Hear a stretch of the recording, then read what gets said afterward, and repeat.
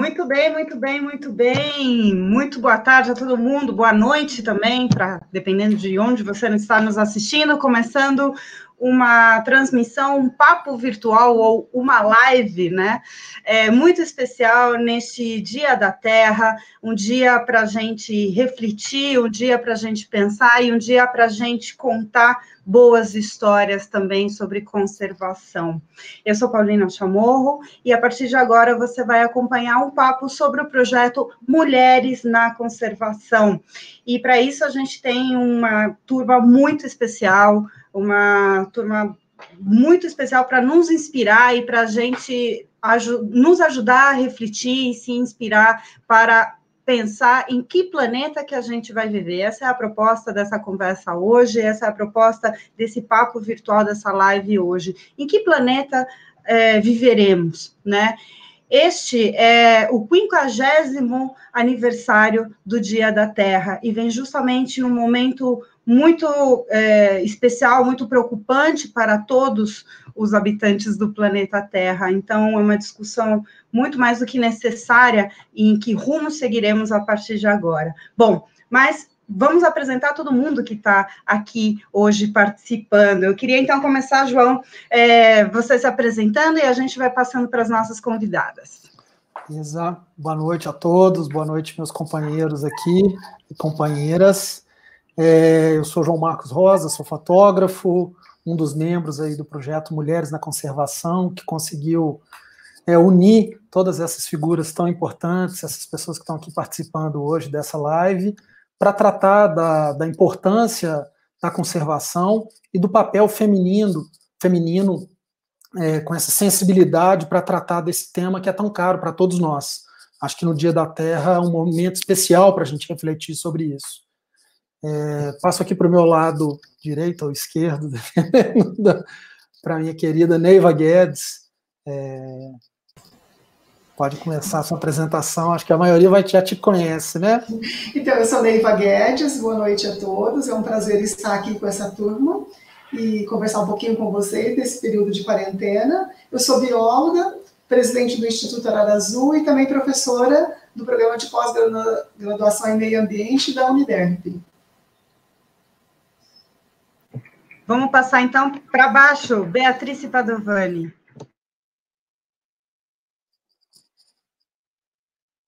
Microfone, Bia.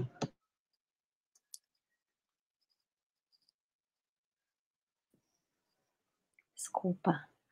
Boa noite, um prazer estar aqui nesse dia tão especial, né, nessas companhias tão especiais, Dia da Terra, um dia tão importante para nós. Meu nome é Beatriz Padovani, eu sou professora da Universidade Federal de Pernambuco, sou bióloga marinha e também professora de Biologia da Conservação. Queria que a nossa anfitriã, que está nos recebendo aqui na casa da Fundação Toyota, a casa digital da Fundação Toyota do Brasil. Vivi, por favor. Oi, gente, eu sou Viviane Mansi, a minha mãe, quando brava, me chama de Viviane, todos os demais me chamam de Vivi, então fiquem à vontade. Eu estou presidente da Fundação Toyota desde o começo desse ano. Eu já fazia parte da Toyota, eu cuido da comunicação e da sustentabilidade na nossa região, na América do Sul e Caribe. E para mim é um prazer receber vocês aqui. A gente tem tido uma experiência mais positiva que a outra, falando sobre esses assuntos, falando sobre meio ambiente, conservação e o feminino em tudo isso. Então, a quarentena nos desperta, né, alguns desafios, e felizmente o que a gente tem conhecido é muito mais oportunidade que desafios. Então, a gente está aqui para falar um pouco sobre isso. Obrigada. E agora, né? Isso, convida o nosso convidado também hoje. Oi, Paulina, tudo bem? Tudo jóia com vocês? Bom, queria desejar boa noite a todas as pessoas que estão acompanhando essa live. Estava muito ansioso, já comecei falando, é hoje que vai acontecer a live. Eu sou o Otacílio, junto com a Vivi, também assumi a diretoria da Fundação no início desse ano. Temos aí bons projetos, bons desafios para a gente coordenar, eu estou muito feliz. E vamos debater, vamos conversar. Acho que é um dia muito especial, o Dia da Terra, e falar também sobre o protagonismo da mulher na liderança de projetos que a Fundação tem o seu papel, o seu patrocínio, é um privilégio muito grande de estar com todas vocês. E com você também, João.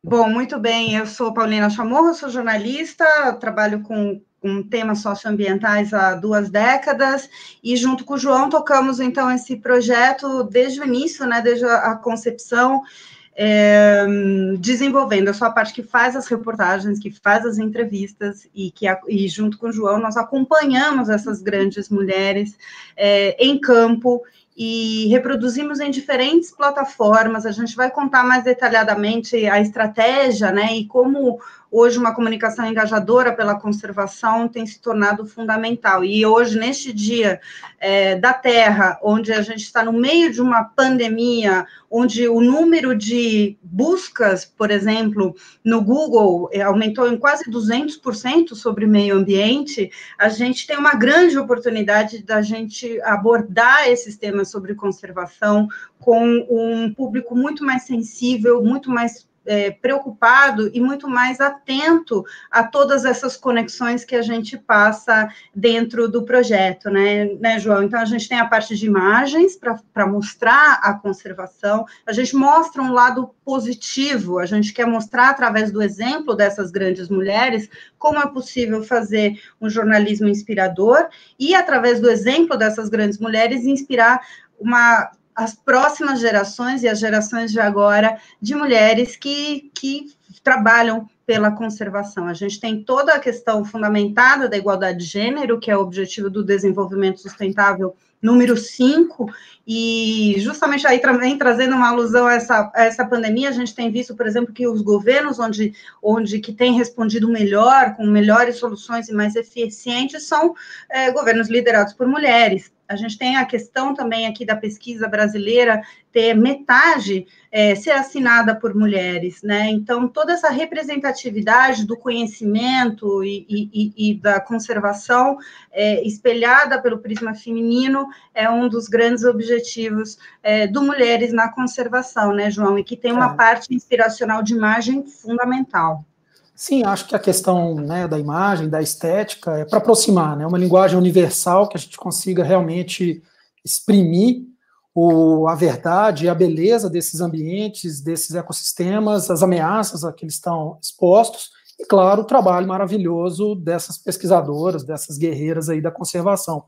E eu passo para elas essa bola, justamente porque a gente fez essa introdução aqui da parte de comunicação, desse início desse processo, falando da missão do projeto Mulheres na Conservação, mas eu passo para a Neiva, para a Bia, para o Otacílio e para a Viviane, um pouco do que está acontecendo agora, contextualizar um pouco dos seus projetos e contextualizar a nossa situação, que mundo a gente está agora e qual vai ser o mundo pós-pandemia, o que a gente espera.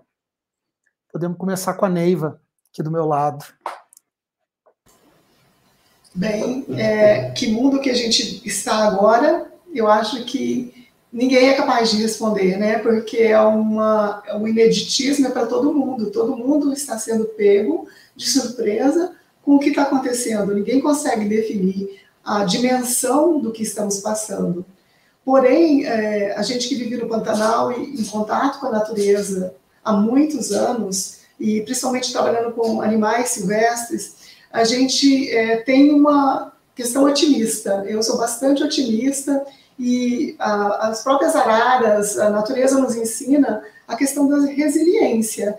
Então, eu espero que esse momento seja de reflexão para a gente pensar no que a gente quer para o nosso futuro, de agora em diante. A gente já sabe que não teremos mais um mundo igual tínhamos no passado, que vai ser diferente. Mas de que forma esse diferente vai ser melhor ou nós vamos nos adequar a ele? Então, eu espero que ele sirva para a gente ter mais essa reflexão, ter mais esse contato com a natureza. Eu sou bastante otimista, acreditando que as pessoas vão voltar mais para a natureza, vamos observar mais a natureza.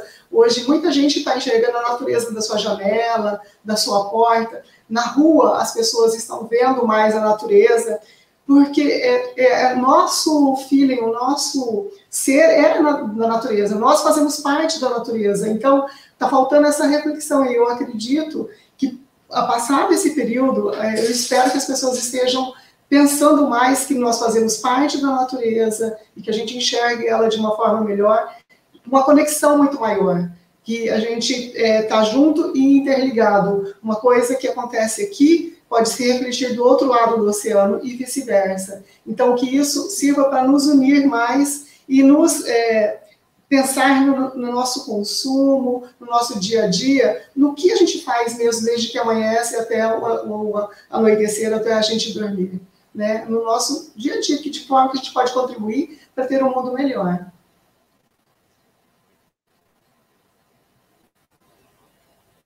Acho que a Bia também, já aproveitando, Beatriz, aproveitando esse gancho da Neiva, né, como é que você está enxergando o mundo, o momento que a gente está vivendo hoje, quais são os caminhos, né? Lembrando que a Beatriz trabalha com a biologia da conservação, né? Pois é, então, bom, a gente, assim, o Dia da Terra marca, né, o início do ambientalismo moderno, né, tem 50 anos já, e se começou com problemas na parte marinha, por exemplo, sobrepesca, poluição, né, espécies ameaçadas, problemas que naquela época mostravam os caminhos que a gente estava seguindo e que deveriam ser mudados. Desde então, a gente somou esses problemas, outros problemas muito dramáticos, né? Como, por exemplo, a questão do resíduo plástico, que é uma coisa que nos sufoca e é imensa, e a questão da mudança climática, que é um dos motes desse Dia da Terra agora, né? Então, quer dizer, a impressão que a gente tem é que a situação é mais desesperadora, e a situação do Covid, ela tem tudo a ver com todo esse cenário, né, com esse cenário de como que a gente compreende muito mal essa conexão entre a saúde global e a nossa própria saúde, porque nós somos parte do planeta. A situação parece desesperadora, porque é como se a gente estivesse correndo sempre atrás de coisas que a gente não alcança para conseguir melhorar, realmente mas eu acho que existem algumas linhas de esperança muito importantes, né? Primeiro, que existe uma consciência global melhor, depois que hoje em dia a gente tem ferramentas de comunicação que permitem alcançar mais as pessoas, conectar mais as pessoas, informar mais as pessoas e conseguir uma mudança nesse sentido. E depois que a ciência avançou muito, se a gente faz uma comparação com essa epidemia que a gente está atravessando agora, né, a epidemia, por exemplo, da gripe espanhola, nem se sabia 100 anos atrás, nem se sabia direito o que era. Né? Hoje em dia a gente já sabe e a gente já tem um grande esforço mundial científico em torno disso. Então, acreditar na ciência, acreditar na importância de cada pessoa nessa mudança, eu acho que é a grande esperança da conservação para o futuro, apesar dos obstáculos parecerem muitas vezes intransponíveis, né? Mas a gente precisa, com certeza, vencê-los. Vivi, então conta para a gente, Vivi Otacílio, o papel hoje também das empresas, né, nesse cenário. Por exemplo, quando a gente chegou para conversarmos sobre o apoio para Mulheres na Conservação, a gente foi justamente pedir um apoio para a produção de conteúdo, porque a gente achava a gente acredita, né, que levar mais informação, uma informação de qualidade, inspiradora, pode influenciar e engajar mais pessoas. Como é que vocês enxergam hoje o papel das empresas, inclusive nessa perspectiva, né, que a gente falou, né, o planeta que a gente vai querer viver? Olena, eu cheguei na fundação depois do início do projeto, mas te confesso que foi uma alegria ver que esse incentivo já existia. Eu sou Relações Públicas de formação, então até pela minha formação, eu te diria que a gente não se engaja naquilo que a gente não conhece. E eu fiquei sabendo por vocês, na verdade, a quantidade de mulheres que a gente tem na pesquisa, e como é bom a gente ter acesso a esses dados, porque isso vai ajudando a gente a ajustar a lente com a qual a gente vê o mundo. E aí o papel das empresas nesse contexto é dar visibilidade, é de fato apoiar. É claro que a gente tem uma atividade e um compromisso, que é um compromisso que é muito central no negócio da Toyota, que é fazer as coisas de forma sustentável. Então, nada na Toyota é desperdiçado. Existe um cuidado, assim, em pormenores de tudo que a gente faz, que é muito grande. E toda uma pesquisa, um desenvolvimento que no futuro a gente deixe de ter veículos que tenham qualquer tipo de... que emitam, né, qualquer tipo de poluente, para a gente ter uma sociedade baseada em hidrogênio. Então, às vezes, a gente olha para isso e parece que é uma coisa tão lá longe, mas não é, não. A gente, por exemplo, já anunciou a construção de uma cidade inteira baseada em hidrogênio, em que tudo esteja absolutamente conectado, e ela é para logo ali, depois de amanhã. Então, que a gente chama de Woven City, para mostrar que isso tudo é possível. Mas o papel da empresa, além de fazer as coisas de forma sustentável, é a gente também ajudar outras instituições e trabalhar em parceria para que a gente acelere o conhecimento a tudo isso. Quanto mais informação a gente tem, melhor a gente age. Então, tornar público, tornar comum, não é e não deveria ser um oportunismo das empresas, deve ser uma oportunidade, deve ser uma forma como as empresas usam o espaço da sua marca para chegar além, né, para chegar em outras audiências e que abra espaço para que a gente tenha mais informação a respeito de coisas que importam e que possam, de alguma forma, mexer com o nosso futuro, né? A gente tende a ser muito curto-prazista, mas com sustentabilidade a gente tem que enxergar lá na frente, né? E até, Paulina, complementando o que a Viviane colocou, e até o que a própria Beatriz, a professora Beatriz, falou da questão da comunicação. A comunicação, ela é fundamental, principalmente agora, né, que a gente está vendo a onda das lives e a responsabilidade. Todos nós temos responsabilidades, e as empresas também. Então, nós percebemos do lado da fundação a importância que nós tivemos dentro desse processo e como a gente precisava comunicar rápido, né? Nós fizemos uma campanha para doação que superou as nossas expectativas e totalmente digital, e onde a gente viu que a solidariedade das pessoas, elas estavam muito acima do que a gente imaginava, esperava, elas queriam participar, estão participando ainda. Então, a nossa responsabilidade é muito grande. A gente acredita que a comunicação também é uma forma da gente transformar as pessoas, e indo para o exemplo também do projeto Mulheres na Conservação, você falou uma coisa, Paulina, que foi muito bacana, que foi a inspiração. Eu acredito e tenho certeza que muitas pessoas foram atingidas pelos vídeos da Neiva e da professora Beatriz e olharam aquilo como um exemplo. Falaram, poxa, olha que liderança, olha que mulheres inspiradoras, eu também quero chegar lá. Então, isso é muito bacana. Eu puxei rapidinho, mas acho que talvez se a Vivi pudesse falar rapidinho sobre a questão do apoio também em conservação, né? Porque hoje a gente está falando de projetos de conservação e a Fundação tem um longo histórico com relação a isso, antes da gente entrar aí nos detalhes do processo de produção, para falar de comunicação, mulheres e conservação. Bacana, obrigada, Paulina. A gente tem feito um trabalho assim, de um bom tempo, né? A Fundação Toyota do Brasil já tem 11 anos, mas até mesmo antes da gente configurar essa instituição jurídica, a gente já tinha um bocado de trabalho nessa área. Eu acho que o nosso projeto mais longo é o projeto com a Neiva Guedes. Para nós é um prazer, porque o olhar que a gente tem sobre os nossos projetos, e a gente tenta ter projetos no Brasil todo, né? Então a gente tem um projeto grande na Mantiqueira, no Nordeste com a Toyota APA dos Corais, no Centro-Oeste focado nas araras azuis, e agora a gente começa a também olhar outras formas de contribuir. É esse sentido que a gente quer dar para as coisas, né? Primeiro, algo que tem muito a ver com a Toyota, que é o sentido de legado. A gente não entra num projeto para ficar pouco tempo, né? Todos os nossos projetos são muito longevos. Segundo, é o senso de que às vezes as pessoas perguntam, nossa, mas o que vocês têm a ver com a arara azul? No caso, nós temos tudo a ver com a arara azul, assim como nós temos tudo a ver com os corais, porque no final das contas é a nossa relação com a terra, é uma relação que, quando a gente patrocina projetos como esse, a gente quer levar uma fala de respeito, uma fala de futuro, uma fala de responsabilidade. A Beatriz comentou a coisa dos plásticos, né? É uma coisa que sempre está ali rondando a nossa vida, mas é diferente ir lá e ver, né? A gente está conversando concentradamente sobre alguma coisa, de repente ela bate e pega e puxa um saquinho do mar e guarda. Ou seja, é a coisa da gente ter essa consciência de que não é eu e o meio, né? É tudo uma coisa só.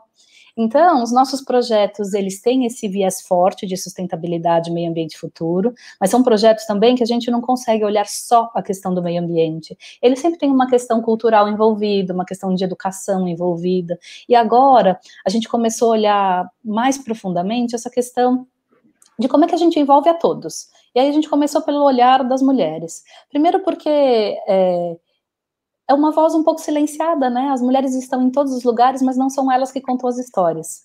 Então a gente começou, não que eu tenha uma linha de atuação voltada para mulheres, mas que a gente começou a olhar com cuidado se a gente está equilibrada no jeito que a gente oferece esse espaço para a voz, né? Se a nossa narrativa é de fato inclusiva.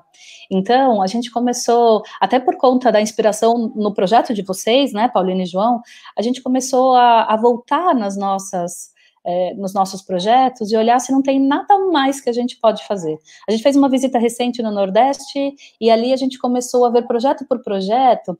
Vou citar o caso, a gente tem vários projetos de ajuda a pescadores, e de repente a gente falou para pensar, poxa, por que a gente fala só nos pescadores e não nas pescadoras? Será que a gente não tem nada mais que a gente pode oferecer aí para dar esse espaço de fala? Porque isso também é importante. E eu vou parar de falar, porque senão eu vou monopolizar a conversa, mas os projetos estão todos nas nossas redes sociais. O nosso YouTube traz várias webséries que a gente conta a história pela voz das pessoas. Então não é a Fundação falando, mas os nossos parceiros falando. Então quem tiver interesse consegue entrar ali ou no YouTube ou nas nossas redes sociais e acompanhar o que a gente está fazendo no dia a dia. Legal, Vivi.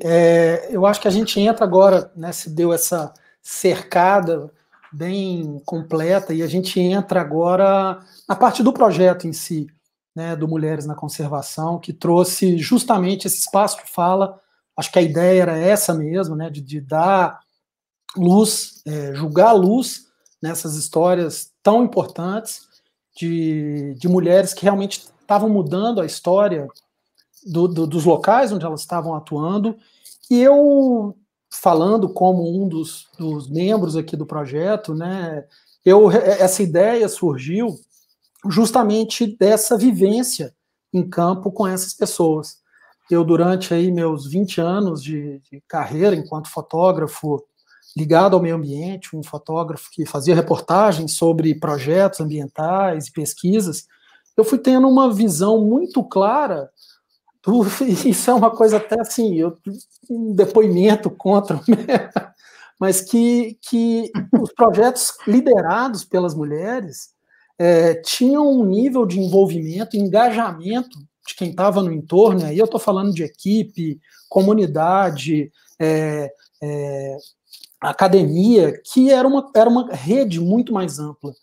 E aquilo foi, né, fui gerindo aquilo dentro de mim. Eu estava até outro dia vendo aqui um caderninho de 2006, quando eu fiz essa primeira anotação, achei aqui por acaso outro dia, numa viagem lá para a Fazenda Rio Negro, e aí eu fui germinando isso, pensando. O ano passado a gente começou a concretizar isso em parceria com a National Geographic, de dar voz, de criar um projeto que pudesse dar voz, que pudesse contar essas histórias de uma forma que trouxesse pormenores desse cotidiano, dessa produção científica, dessa relação com a comunidade, e mostrando o lado feminino, a importância do olhar feminino dentro de tudo isso, né? Apesar de eu ser homem, né, e não conseguir ter esse conceito dentro de mim, né, as amizades e a relação que eu tive com todas essas mulheres me mostrava aquilo de uma forma muito clara. E eu convidei a Paulina, né, a gente se encontrou num evento ligado à fotografia, e ela estava conversando também com outro fotógrafo, Luciano Candizani, que é parceiro de praticamente todos aqui presentes, sobre as Renio, que é um trabalho do Luciano com mergulhadoras da Coreia do Sul. E eu falei, nossa, a abordagem da Paulina tinha sido tão sensível para aquela temática, para tirar do Luciano coisas que nem ele sabia que ele tinha com relação àquela vivência. E aí a gente começou essa parceria, porque precisava de um olhar feminino para esse projeto. Acho que não tinha como, né? Esse projeto não poderia acontecer se não houvesse uma mulher na linha de frente, e foi ela realmente que deu a cara, assim, acho que como todos os outros projetos, foi ela também que conseguiu dar a vazão e a linha de pensamento para isso, né, Paulina? Obrigada, João. Foi realmente um momento muito especial, porque quando o João chegou com essa lista de mulheres e com essa constatação, eu mesmo também estando em campo e já conhecer a grande maioria delas, nunca tinha tido essa percepção, né, que ele teve. E aquilo caiu como aquela ficha, não sei se vocês já viram aquele meme gigante, a ficha caindo assim no planeta Terra, caiu enorme. E aí a gente começou a levantar as informações e viu que aquilo fazia todo sentido. A gente chegou nesses dados, né, de que metade da produção científica é assinada por mulheres, um dos índices mais altos no mundo, né, de participação. E aí como é que entraria a comunicação nisso? Porque a comunicação tem um papel de responsabilidade nisso, né? Se a gente tem metade das mulheres produzindo conhecimento científico, por que quando você vê uma matéria ou quando você fala de alguma pesquisa, ainda está no imaginário das pessoas que é um cara que está fazendo isso, que é um homem que está produzindo isso? Por que quando você fala de exploração e aventura e na natureza ou pesquisa em campo, a maioria das pessoas tem a imagem masculina na cabeça? Isso é algo que a gente queria mudar, e isso é algo tão forte, tão bonito de ver agora, vendo essas matérias sendo colocadas nessas multiplataformas, que a gente tem recebido depoimentos maravilhosos de inspiração e de meninas e moças e jovens e estudantes que falam, poxa, agora eu quero ser uma Neiva Guedes, eu quero ser a Beatriz Padovani. E era um pouco disso que a gente brincava, né, João? Que a gente queria criar um álbum de figurinhas. Pô, se os meninos têm um álbum de figurinha de futebol, de basquete, de não sei o que lá, a gente não tem um álbum de figurinha. Bora construir o álbum de figurinha das heroínas da natureza do Brasil. Brincava, então, a gente vai fazer. Estamos começando, temos as primeiras estrelas. Pá, pá, pá. Acho que isso é um spoiler, gente. Só acho. Mas, e outra coisa bacana que foi nesse processo, né, João, de construção, foi a forma da gente fazer isso. Porque quais seriam as opções que a gente teria? Vamos fazer um livro? Vamos fazer... A revista National Geographic estava acabando. Como fazer se as pessoas, e aí também a forma de olhar para como está se consumindo a comunicação hoje, principalmente a comunicação de engajamento que a gente quer. Então, essa é uma parte muito especial do projeto, da construção desse projeto, porque a nossa vontade era justamente que se tornasse cada vez, esse álbum de figurinhas fosse cada vez mais absorvido, espalhado e assimilado por um maior número de pessoas. Então, o projeto tem podcast, tem websérie, tem as séries de reportagens da National Geographic, a galeria de fotos maravilhosa, construída pelo João, com aquela identidade linda, né, da figura das mulheres em PB, né, João? Tem toda uma lógica por trás, pensada em cima disso, mas que foi uma lógica que a gente foi construindo, foi fazendo, foi vivendo e com elas, né, e como o João falou, tá em campo com essas mulheres, tem essa percepção, então a premissa dele é a gente acompanhar, a verdade dele é acompanhar essas mulheres em campo e vivenciar o que elas estão passando, né, então não é uma entrevista que a gente chega e vai embora, a gente conviveu, né, espero que tenha sido bom para vocês, meninas. E acho que elas podem contar agora, seguindo essa sequência, como é que foi fazer parte, né, do projeto, como é que elas sentiram tendo, né, a história delas contada, porque eu sei que isso às vezes é complicado. Eu mesmo, quando alguém vem conversar comigo sobre mim mesmo, né, sobre eu mesmo, eu fico, nossa, mas isso, aquela história, mas acho que todas abriram o coração, Beatriz, Neiva, Patrícia, Flávia, Karen Stryer, foi realmente, assim, saímos de lá amigos de todas elas, né? Então eu queria ouvir um pouquinho dessa experiência de vocês. Agora a gente pode começar aqui com a Beatriz.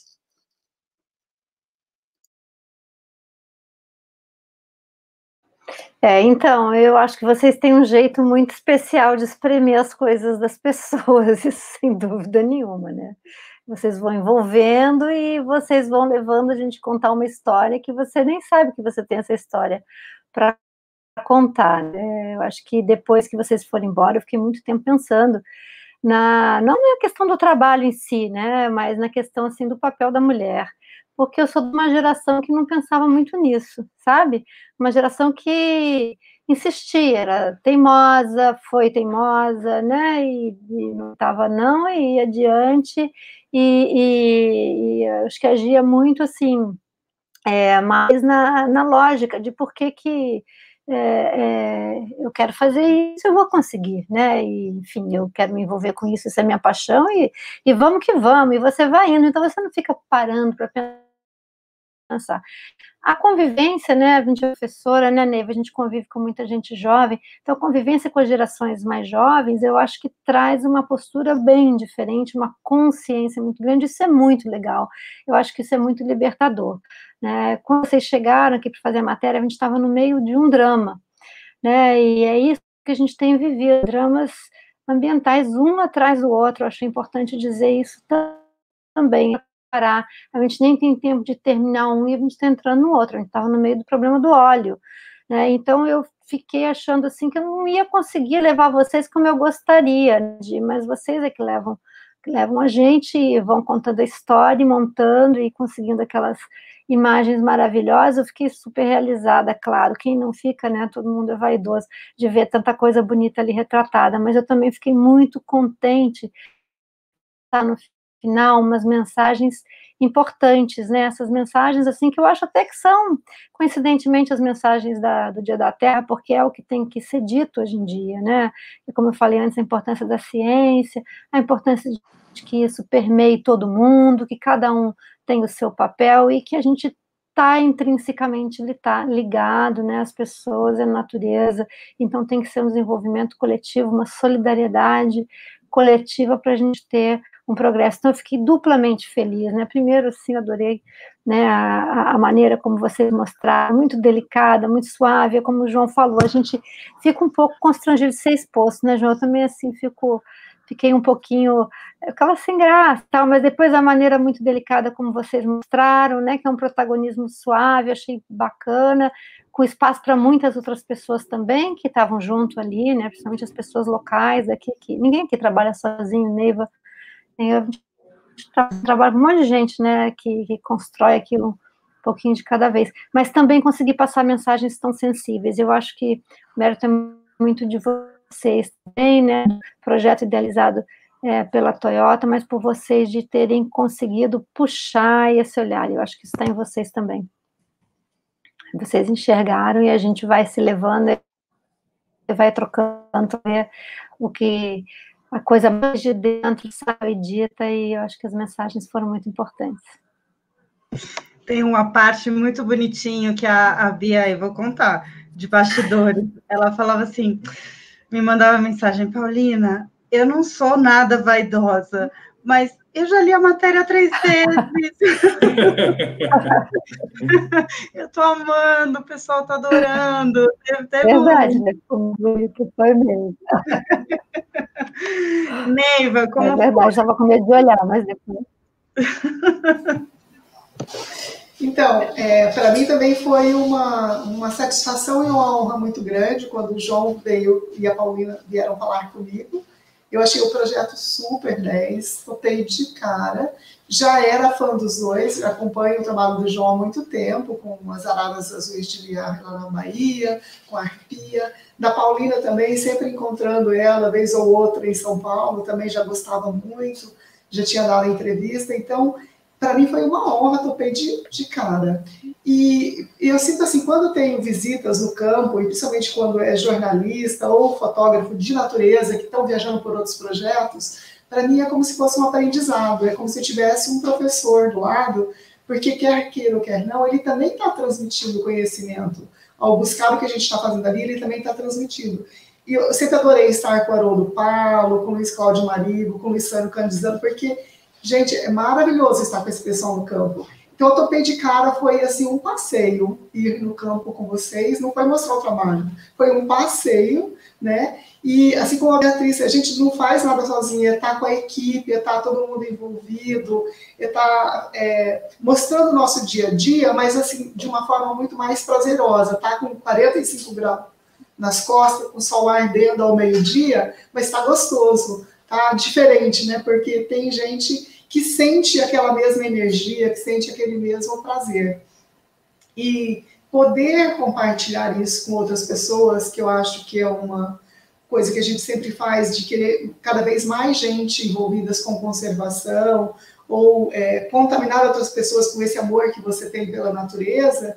Então, eu vejo esses meios de divulgações diversos que eu não domino, eu sou péssima em redes sociais, é um esforço grande estar aqui hoje, né? O João está lá com a sua máquina, a Paulina está lá ao mesmo tempo tentando captar uma voz, é uma coisa. Agora, você estar aqui de frente, falando, você não sabe nem para quem, é um esforço a gente se superando. Eu realmente não sou de redes sociais, eu me sinto um pouco velha para isso, mas ao mesmo tempo eu vejo que é um ganho muito grande, porque você atinge um público, e em especial aos jovens, que você não atenderia nos seus meios comuns. Não são pessoas convertidas, não são da minha área, não são acadêmicos, não são outros pesquisadores. Então, a gente vê que você daí consegue acessar esse outro público. Então, eu tive um retorno bastante grande, nós tivemos aqui no Instituto, de jovens, também de jovens estudantes, muita gente de universidade, muita gente do ensino médio. Porque o que acontece? Se as pessoas não conhecem, como que elas não conhecem a sua biodiversidade, os seus trabalhos, como que elas vão gostar, como que elas vão amar, como que elas vão participar, como que elas vão ajudar, como que elas vão colaborar. Então, o papel desse Mulheres na Conservação, que Paulina, João, com o apoio da Fundação Toyota, estão fazendo, é extremamente importante, porque está mostrando para os brasileiros o que a gente tem, a nossa riqueza, de como a gente pode conhecer, ajudar e manter essa biodiversidade. Hoje mesmo eu estava falando com a minha irmã Eveline, que tem um filho de 5 anos, e ela falou que ele gosta muito de falcão peregrino. E eu falei, que ótimo, legal que ele gosta de falcão peregrino, mas a gente tem uma série de gaviões, de falcões aqui no Brasil, que são tão lindos, ou mais que o falcão peregrino, que ele poderia conhecer e gostar.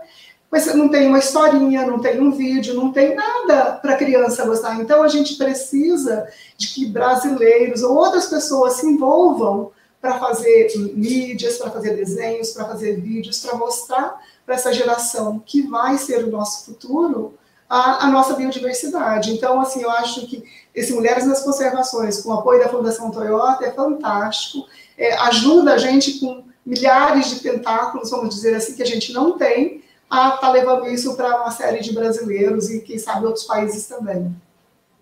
Ô, Paulina, e até para recordar aqui, eu conheço a Neiva há uns 10 anos, e há uns 5 anos nós fizemos uma gravação no Pantanal, que era um vídeo institucional, acho que a Neiva vai lembrar.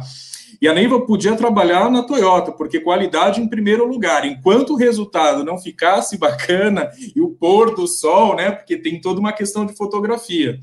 E a gente via que a Neiva fazia um grande amor, e as gravações começavam 6 horas da manhã e terminavam 11 horas da noite. E o resultado no final ficou bacana, né, Neiva? Mas, assim, foi muito bacana, né? Foi um conteúdo também que nós fizemos, e aí eu pude ver que a Neiva aí tinha outras habilidades também. Eu acho que a coisa acaba se aparecendo porque você não faz isso como encenação, é o seu dia a dia e é uma coisa natural. Então, assim, isso que eu digo, se o João está lá, a Paulina está lá, eles estão vendo, estão acompanhando, não estou preparando para isso, o métier, é o dia a dia, né? Então, isso que é legal. Mas, com certeza, hoje eu vejo com outros olhos essa série de outros canais, metodologias, formas de você se conectar às outras pessoas, entendo a importância e quero cada vez mais ter gente que nos ajude a fazer isso. Quanto mais, melhor. Eu achei que o Otacílio ia falar que parecia que você trabalhava na Toyota pela forma como você dirige, pelo quanto que você dirige. Pela estrada aí, ó, que você tem, né, Ivo? Não sei se nesse teste eu ia passar, não. Eu já andei aí com você, a mulher é uma fera ao volante. Deixa eu aproveitar e dar uns recados aqui para vocês. Muito obrigada, está cheio de comentário. A gente vai responder algumas perguntas já mais para o final da nossa transmissão. Eu queria deixar um grande abraço. Sabe quem está assistindo a gente? Flávia Miranda. Grande Flávia Miranda. Também uma das personagens aqui do Mulheres na Conservação. Fizemos um trabalho lindo no Delta do Parnaíba, então muito obrigada. Eu estou sabendo aqui que está bombando, tem um monte de gente adorando, mas eu queria ainda, para encerrar esse nosso bloco, né, de falar sobre a importância da comunicação e da importância hoje de ver justamente a conservação sendo, e a igualdade de gênero sendo colocada de maneiras tão diferentes, né, para atingir um número de pessoas. Como é que vocês veem isso? Como é que vocês estão vendo, Vivi, o papel hoje da comunicação e a forma, né, de apoio que vocês deram para poder viabilizar justamente tudo isso? Paulina, eu acho que a gente trabalha em grandes linhas que talvez a gente nem expresse isso tão bem quando a gente escreve sobre os nossos projetos. O primeiro é, de fato, fazer um patrocínio consistente. Patrocínio consistente significa que uma vez que a gente é parceiro, o senhor Otacílio vai lá, acompanha de perto, visita, olha os indicadores um a um. Quer dizer, o famoso Genchi Genbutsu, né, Vivi? Ir até o local. Exatamente, é o Genchi Genbutsu, que é tão tradicional na Toyota, que é a gente ir para o Gemba, ou seja, onde as coisas acontecem, e olhar as coisas com os nossos próprios olhos. Porque é uma forma que a gente entende, na verdade, que é uma forma de respeito pelos parceiros, né? A gente tem um jeito de trabalhar que está muito distante de fazer um patrocínio e acabou a história por aí. Então, a gente vai junto, a gente leva os nossos parceiros, a gente usa as nossas redes pessoais para falar dos projetos, a gente incentiva que os parceiros usem diferentes formatos de comunicação. Eu acho que esse é um complemento, né? Além do patrocínio em si, é uma forma que a gente tem de estar sempre, ou tentar, pelo menos, estar sempre muito perto, para trocar ideias, para aprender novos jeitos de fazer as coisas. Então, a gente volta sempre muito mexida, a gente sempre volta muito entusiasmado e muito transformado de cada uma das visitas que a gente faz, porque a gente sempre volta com o espírito de colocar em prática coisas diferentes, seja porque a gente aprendeu com os parceiros, seja porque a gente criou com os parceiros naquele momento. E aí uma coisa que vocês falaram, que o João falou logo no comecinho, que é tão importante, que no final das contas, quando uma empresa coloca uma energia, né, para ajudar um projeto a acontecer, o que é importante é que o exemplo arrasta, né? Então, é mais do que a gente falar que isso aqui é importante, que isso aquilo lá é importante, é um jeito que a gente coloca a nossa energia nas coisas, porque isso acaba valendo mais. Quando a gente coloca a nossa energia e vai junto, as coisas se transformam. Ou quando a Neivia, a quantidade de comentários que eu estou vendo aqui chegarem sobre a felicidade das pessoas de falarem, Neivia, você me inspira, a gente vai criar uma nova geração de cientistas, né, gente? Como isso é importante para o Brasil. Eu e o Otto discutimos muito, e de forma bem regular, que eu tenho um desejo, no caso, a gente já está trabalhando firmemente nisso, ao desespero do Otacílio. A gente precisa trabalhar mais em educação, porque a gente precisa sair do fim da fila do desenvolvimento econômico. Então, a gente vai trabalhar mais para a ciência, a gente vai trabalhar mais para que as crianças de hoje achem o máximo ser cientista amanhã, porque hoje é difícil, porque não está no imaginário das crianças. Quando a Neiva fala, quando a Beatrice fala, quando a Sueli do nosso projeto da Mantiqueira fala, quando tantas outras pessoas envolvidas contam as suas histórias, isso se torna um futuro possível para as crianças. Isso vai voltar para a gente em forma de desenvolvimento econômico, desenvolvimento social, desenvolvimento político, inclusive, da gente lutar com as táticas adequadas para alcançar os nossos sonhos estratégicos, né? A frase não é minha, no caso, mas eu sempre levei ela bem perto de mim, porque é uma forma da gente fazer as coisas acontecerem mais rápido. Boa. Acho que agora a gente está indo para uma parte final. Como eu falei, a gente vai falar, daqui a pouco a gente vai responder as perguntas, então a gente queria tratar uma parte, né, João, de contar um pouco como é que foi produzir isso, como é que foi estar em campo, né, falar de bastidores, mas fiquem tranquilas, meninas, a gente vai contar só o permitido. Mas eu queria só comentar das duas, de algo muito especial, né? A Neiva eu conheço já também há 20 anos de fazer entrevista de rádio, né? Para a Rádio AM, né? E estar convivendo com ela, a gente teve um momento muito especial que eu pude te ver voltando. A Neiva tem um lado aí conhecida também como uma grande referência em fazer rapel em árvore, né? Em escalada de árvore. E a gente chegou justamente nesse momento onde você estava voltando a escalar em árvore. Então, da minha parte, fica muito nítido, fica muito bonito, né? A parte subjetiva das lembranças, de ver todas as colaboradoras do projeto olhando para você, subindo aquela árvore, olhando como uma grande, realmente, heroína, uma grande referência, e foi muito bonito de ver as mini Neivas, assim, olhando a Neiva subindo na árvore, foi muito, muito, muito especial. E a Beatriz, que eu não conhecia, a gente se conheceu já nos 5 primeiros minutos, já entramos no carro, já fomos conversando até a colônia de pescadores, né, que foi uns 40 minutos sem parar. E aí ela chega na colônia de pescadores, é recebida pelo ex-presidente da colônia de pescadores, interagindo, e daqui a pouco, quando deu 15 minutos, ela me cata uma draga, põe debaixo assim do ombro e fala: vamos para o mangue, que agora a gente vai pro barco, que a gente vai ver o negócio. Então, aquilo já, logo de cara, foi tão intenso, tão impressionante. Então, dá para sentir um pouco também da personalidade, a felicidade que vocês têm de estar em campo. Eu vou compartilhar, acho que a gente teve esses momentos, né, Paulina, que foram realmente muito marcantes e momentos de muita felicidade e de encontro, mas aconteceram algumas coisas que foram coincidências bem estranhas e tristes, de certa forma, durante a produção do nosso projeto, que eu acho também que a gente não pode deixar, não pode fechar os olhos, porque, né, a gente está aqui tratando de conservação, e conservação está o tempo todo sendo minada, sendo ameaçada por fatores externos, pressão antrópica, né? E a gente hoje, conversando antes aqui de começar essa live, a Beatriz e a Neiva trouxeram algumas histórias que aconteceram durante os períodos que a gente estava lá, ou logo depois, no caso da Neiva, que foram os incêndios, no caso do Pantanal, e a Beatriz agora com uma questão que estava começando naquela época, que é o branqueamento dos corais. Eu vou compartilhar uma tela que a gente vai falar um pouquinho disso, e depois vai entrar também numa questão da produção mesmo, das imagens em campo e tal, e poder compartilhar com vocês um pouco do que foi essa vivência, né, com imagens. Mas eu queria que a Beatriz contasse para a gente um pouquinho dessa situação atual e falasse dessa pressão, né, nesse momento tão drástico aí para o planeta Terra, falasse do que a gente precisa fazer, do que está acontecendo e o que a gente precisa fazer. Uhum. Então, quando vocês estiveram aqui, né, vocês se lembram, a gente chegou a conversar com jangadeiros, falar sobre e mergulhadores também, sobre a colaboração deles no monitoramento, né, porque a gente tinha tido um branqueamento em 2019.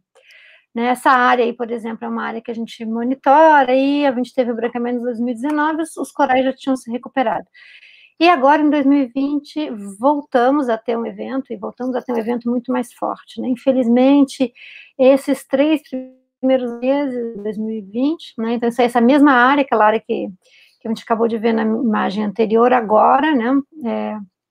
Um mês atrás, e a gente vê que os corais estão branqueados. Isso é um fenômeno que ocorre em função de um aumento anômalo na temperatura da água do mar, ou seja, a temperatura está acima da média climática histórica. Tem 141 anos que se mede a temperatura da água, e esses 3 primeiros meses foram os mais quentes, segundos mais quentes da história, e o que é mais dramático é num ano que não é El Niño. Nós estamos numa situação de El Niño, um fenômeno de aquecimento global da água do mar, né, que ocorre no Pacífico e por teleconexão chega no Atlântico, e esse não é um ano de El Niño, e a gente está tendo um branqueamento. Então, realmente, a mudança climática, o aumento desses eventos, da intensidade desses eventos, da frequência com que eles ocorrem, é uma questão extremamente preocupante, né? Os corais têm se mostrado resilientes de reinar desses eventos, mas cada evento os deixa mais vulneráveis, né? Então, realmente é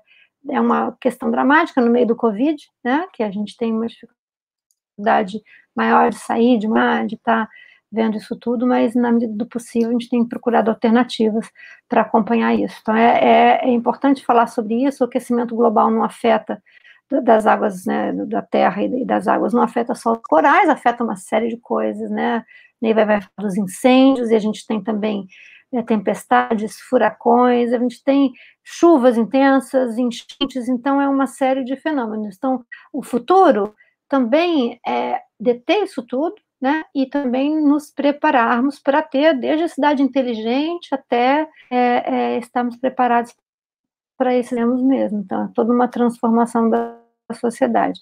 O branqueamento não mata em si os corais, ele pode vir a matar. Esse branqueamento está muito intenso, pode ter mortalidade. Crônicos, né, que depois, poluição, esses que continuam, em que a gente acostuma com eles, né, normal, ter esgoto, ter poluição já é normal, daqui a pouco ter branqueamento, ter aquecimento global todo ano também vai ser o nosso normal. Então, tem que ter muito cuidado com o que a gente acostuma, com o que vira o nosso referencial, porque isso não é o normal. O normal a gente tem que olhar para trás, né? Então a gente tem que ter essa sabedoria ao longo do tempo também. A gente vai deixar nos comentários... E daí as séries longas que a Vivi comunica, né? Desculpa, perdão. Eu ia te falar que a gente vai deixar nos comentários o link que você me mandou. Não, era só o comentário que a Vivi comunicou. Acessarem um pouco mais de informações sobre esse branqueamento do coral, viu, gente? Então a gente vai deixar lá na linha do tempo, lá dos comentários, esse link que a Beatriz compartilhou com a gente. E, Neivi, a gente queria ouvir um pouco de você, como é que foi essa questão dos incêndios e que voltaram agora novamente, né? Eu vou trazer algumas imagens aqui para a gente sentir um pouco desse drama. Então, o ano passado, como todos sabem, a gente teve um incêndio inédito. No Pantanal tem tido incêndios com frequência, mas o ano passado é como se a nossa casa estivesse pegando fogo. A gente praticamente ficou sem chão, porque, de repente, uma área que a gente trabalha há mais de 25 anos, monitorando, manejando, e que virou centro de reprodução das araras azuis no Pantanal, estava em chamas. E durante quase um mês... foi um momento de guerra, basicamente, para tentar acabar, diminuir esse fogo. As consequências são bastante graves, a gente teve perda de ovos e filhotes, a gente vê que as araras são resilientes, mas a natureza, como se diz, recupera rápido, recupera em partes, pelo menos o que a gente vê da paisagem. Se a gente fizer uma foto aérea, ela está linda, mas os processos, as relações que ocorrem entre as espécies, isso com certeza vai levar alguns anos. E os próprios reflexos dos animais e da própria flora que ocorre, que está conseguindo se recuperar, também é só a pesquisa, é só a ciência que vai nos dizer ao longo do tempo. Com relação às araras, que a gente já acompanha há mais de 2 décadas naquela região, a gente vai poder ter dados consistentes, científicos, falando sobre esses efeitos das queimadas sobre elas. E o que nos surpreende mais ainda é que agora, em abril, a gente nem está no período de queimada, a gente voltou a ter focos de incêndio grandes no Pantanal. Não só aqui no Mato Grosso do Sul, mas Mato Grosso e também no Paraguai e na Bolívia. O que é extremamente perigoso e que nos faz refletir mais ainda nessa questão das mudanças climáticas, do aquecimento global, porque a região está extremamente seca, e aí qualquer atitude humana, mesmo que seja não provocada, ela pode gerar um grande incêndio, como o que a gente está vendo agora novamente no Pantanal. Bom, eu acho que a gente tem, né, toda essa parte desse drama e dessas pressões que esses ambientes estão ameaçados, mas a gente queria trazer também cenas de inspiração, principalmente do trabalho dessas guerreiras aí, dessas heroínas da conservação em campo. E foi realmente muito valioso poder acompanhá-las e poder dividir. Esse era o grande intuito do projeto, inspirar as pessoas a seguirem nesse processo de conservação, na busca por uma conexão maior com a natureza. Então, para a gente, para mim, né, para a Paulina, enquanto comunicadores, poder ter essa oportunidade de contar essas histórias tão importantes para a conservação brasileira, realmente foi uma coisa que não tem palavras para descrever, até porque eu sou um fotógrafo, né? Então, a gente tentou trazer em imagens essa relação, o trabalho da Beatriz, a amplitude dele, desde os manguezais aos recifes de coral, aos meros na profundidade, né? A Neiva, como a Paulina trouxe, essa questão de voltar a subir nas árvores, né? Tá lá em cima, próximo dos filhotes, a gente via no olho dela essa alegria, e vimos de todos os ângulos, né? Então a gente tentou também fazer uma contextualização dessa história de uma forma muito ampla, de cima, debaixo d'água, do lado, subindo junto, acompanhando, acordando junto, dormindo do lado, vendo realmente o que essas mulheres passavam e como elas conduziam esses projetos, suas equipes, né? Ver a Neiva ali em cima, realmente, para mim, foi uma coisa que eu sonhava há muito tempo enquanto um fotógrafo, ver a admiração das pesquisadoras que trabalham com ela, vendo ela ali em cima, tratando com aquele carinho e aquele amor as araras, a Beatriz com um peixe na água, né? Eu passava até vergonha mergulhando, e ela naquela... eu na minha apneia de, sei lá, 1 minuto, ela 2 minutos lá debaixo d'água olhando para mim, eu indo e voltando e ela lá embaixo ainda, mas foi muito bonito ver de perto e poder retratar isso, a felicidade realmente impressa no sorriso dessas pesquisadoras, né, a inspiração realmente que elas trazem para as outras pessoas. E acho que a Paulina pode falar um pouco, né, da relação que foi criada nesse entorno. Não vai dar muito tempo, mas é muito legal essas imagens de bastidores. Eu queria só deixar alguns recados, a gente já está quase encerrando em alguns poucos minutos. As perguntas vão ser respondidas posteriormente, eu só queria deixar registrado 2 coisas bem legais que chegaram aqui. O Hélio Castro falando da conservação neste momento vivido pelo país, quais são os caminhos que a gente vai percorrer. Acho que a gente conversou um pouco sobre isso, né, sobre essa inspiração e resiliência, principalmente, né, impressa nessas mulheres, e a Elaine Moura falando das práticas de educação ambiental que são realizadas nas pesquisas executadas pelas meninas. Também convido todo mundo a olhar individualmente, né, o projeto, claro, lerem as nossas reportagens, né, verem a websérie, ouvirem o podcast. E tem uma coisa para fechar nessa história de inspiração. Tem uma pergunta que eu sempre faço para todas elas no final, veio até de uma delas, a Patrícia Médici, uma reflexão muito importante. Então, quando chega no final, depois da gente ter chorado, de ter feito tudo aquilo, eu pergunto, você acha que você trabalha pela conservação ou para registrar a extinção de alguma coisa, no caso da espécie especificamente? E as respostas são a coisa... Vocês têm que ler a matéria, vocês têm que ouvir o podcast, vocês têm que ver a websérie, porque as respostas são as mais inspiradoras de sim, a gente tem que continuar fazendo isso. Então, queria agradecer imensamente a vocês, 5 grandes mulheres que me inspiram e estão ajudando a inspirar tantas outras pessoas a trabalharem, continuarem trabalhando pela conservação. Agradecer imensamente à Fundação Toyota por ter acreditado desde o início que fazer um projeto de comunicação seria realmente... Nem a gente sabia onde a gente ia chegar, né, com tanta gente atingida, né, e muito obrigado, claro, João, pela parceria imensa, e vamos embora. Eu queria que todo mundo deixasse, ainda tem 1 minutinho para cada um, então acho que cada um pode fazer aí o seu encerramento. Valeu demais, gente. Bom, queria agradecer aí a participação de todos e fica o convite de vocês conferirem todo esse conteúdo nas plataformas da Fundação. Obrigado.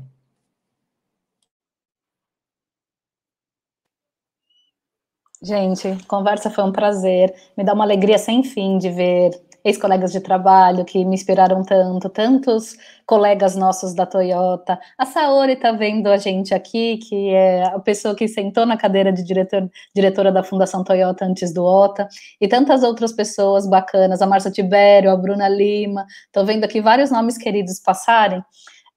A gente só está começando, nos aguardem, porque o que a gente quer é mais. A gente não tem o menor problema em ampliar as coisas. A gente não tem o menor problema de fazer as coisas se tornarem mais inclusivas, mais criativas. Então, contem conosco. É um prazer acompanhar o trabalho de vocês de perto. Bia, pode seguir? Posso. Eu quero agradecer também a oportunidade de aqui, ter essa conversa ótima, maravilhosa, e, enfim, todo o processo foi super legal, acho que mudou muitas coisas, e estamos aí, né? Vamos continuar, eu acho que é uma experiência que anima muito a gente, apesar de tudo, de continuar, e uma das perguntas foi o que vem depois. Eu acho que a gente tem que usar esse momento para refletir como que a gente pode aproveitar para essa transformação. Nenhuma epidemia, nenhuma crise dessa vem sem uma transformação depois. Eu acho que pode ajudar a tornar isso o melhor possível, procurar o caminho certo, aonde que a gente pode mudar. Então é isso. Obrigada a todos.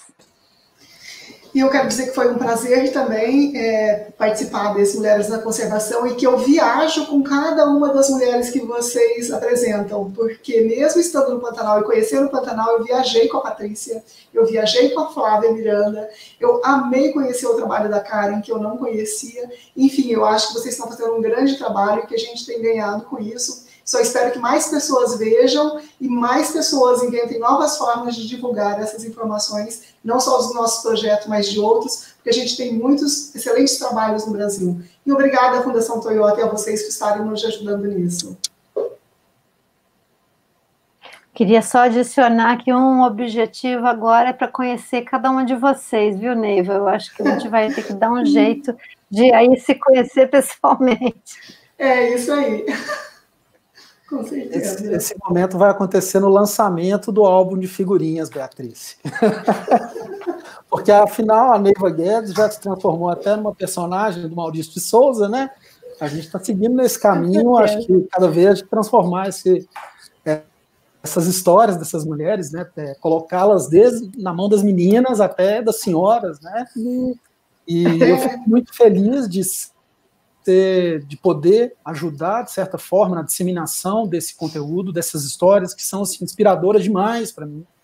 Eu, enquanto um cara que tem uma relação muito forte com o feminino, a minha mãe, as minhas avós, que são vivas até hoje, minha irmã, todo o entorno, minha esposa, eu tenho uma admiração que é uma coisa que teve sempre latente ali, e acho que eu pude extravasar isso com esse conteúdo, e sentir realmente um retorno muito legal, e ver e realmente acompanhar de perto a história de vocês foi muito emocionante para mim. Fica o meu agradecimento a cada uma de vocês por ter recebido a gente com o coração aberto, com toda a disposição, e mostrar realmente o que é a vida de vocês dentro da casa de vocês, porque a gente não foi só no trabalho, todas vocês abriram as portas das casas de vocês, apresentaram suas famílias, né? E agradecer também muito à Fundação Toyota, a Vivi, o Otacílio, as Thaíses, ao Rafa, por todo o apoio na condução desse projeto. A gente acredita muito nessa iniciativa, que é para inspirar e é para que as pessoas enxerguem que a gente pode, sim, juntos, tentar mudar um pouquinho dessa realidade que a gente está vivendo. Então, vamos nessa, gente. Muito obrigada a todo mundo que assistiu. Até a próxima aventura por aqui. Tchau. Tchau, tchau. Tchau, gente. Boa noite. Tchau. Obrigado. Tchau, tchau.